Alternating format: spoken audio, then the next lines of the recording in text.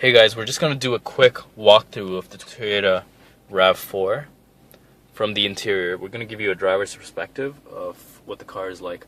So what we're in right now, to be more specific, is the Toyota RAV4 XLE. This one is priced at around $29,000 with the added navigation system, which costs around $1,140. These are all Canadian figures. The base model starts at $24,000, and I just wanted to show you some of the features and press through some of the buttons in this car so you can, feel like you're in it. So we're just going to toggle through this screen here. It's just like an information screen. Let's see what we got. So in our driving, we normally got around 11.3 liters per 100 kilometers. I'll let you make the judgment call on that based on how your driving situation is. For us, that's pretty good. As you can see, our fuel tank is just half empty, and we were able to get around 240 kilometers left on our tank. Just generally, I think it's done very well on the fuel economy side.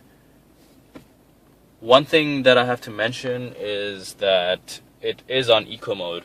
So the eco mode button is right here, as well as there's a sport mode button as well to give you a sporty acceleration on demand. In eco mode itself, we were able to get pretty good response from the accelerator. It was able to gas up on demand, which was really good. It was good. It wasn't even required for us to use the sport button. This 6.1-inch screen isn't standard on the base model, but it comes in the XLE model that we're in right now. So what you can do with the screen is you can see, artists and stuff as you play the radio. You have more control on your Bluetooth functionality, and you get more visual feedback from your media settings. So let's see what some of the buttons on and around the screen do. So here we have the apps button. I'm going to click on that. We have the map button, which of course loads the map so I can use it for navigation. You have emails, which is supposed to sync my emails and the calendar below that is supposed to sync my calendar, I think from my phone, but it doesn't seem to be enabled, so I guess I'd have to look into configuring that. Pictures, it does pictures as well, so I guess it'll pull pictures from my phone to display. Let's click on the audio button. Okay, so we have a list of radio stations. You'll notice that there's no 1, 2, 3, 4, 5, 6 buttons to control any of the music stations, but that's what these touchscreen buttons do. They're just for controlling the station that you want to play. You'll notice that you have 6 screens available. So these 6 screens basically allow you to add up to 36 radio stations as well as your XM radio stations. Let's click on something else. Track. Okay, so this is just for it doesn't seem to be doing anything. Oh, it's seeking. Okay, so it's searching for the radio stations when I press this. You'll notice there's an HD radio light here. I'm not sure what HD radio is. I think it is a type of radio that is more general across a larger area. I noticed that with this HD radio, it randomly tunes into a US frequency. But if I just disable that HD radio button, then it doesn't do so and just plays my local radio stations. Let's click on car. So I clicked on car, and I have additional information such as average speed, elapsed time, as well as cruising range. How far can I go with my gas tank, with the fuel left in my gas tank.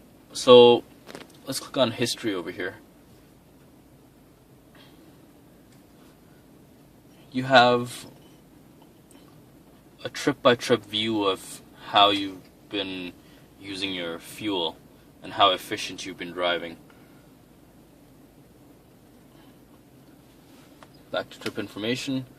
Okay, so I know it's hard to see, but that's actually one of my slight peeves about this car. You'll notice that there's a glare at an angle. I know they've used an anti-glare coating to prevent any glare on the screen, but if I shift it from this angle, then it's almost hard to read the far right of the screen, which is kind of hard when you're looking at a map or things like that.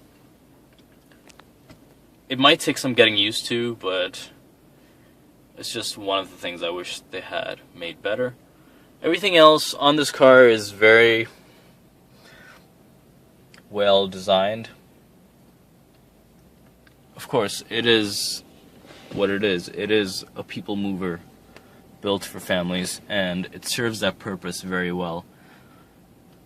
I've been able to carry 4 people across the city, across several cities, very comfortably. No complaints from any passenger, and the back seats were pretty comfortable.